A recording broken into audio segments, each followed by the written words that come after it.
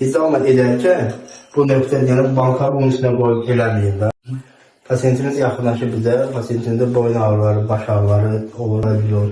Pasiyentə vakuum masajı, masaj eləmişik, baxın görürsünüz, yaşar masaj eləmişik, damarları genişləndirmişik və bir nüansı nəzərdə çatdırım. İzamet edərkən bu nöqtə yəni banka bunun üstünə qoyub eləməyin də. Bankanın arasını bura qoymaq üçün öncə buradan başlayırsınız, çəkirsiniz bura, qanı yığırsınız yuxarı, çünki yuxarı hissəyə çəkmək lazımdır qanı. Hazırdır. Baxın, bura qoymaq lazımdır.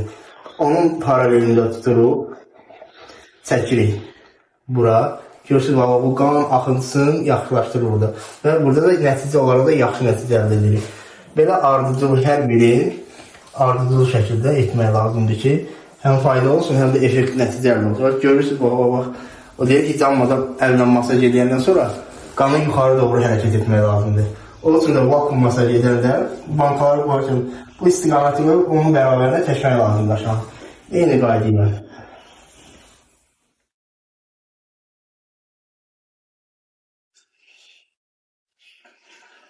Görürsünüz nəticəni.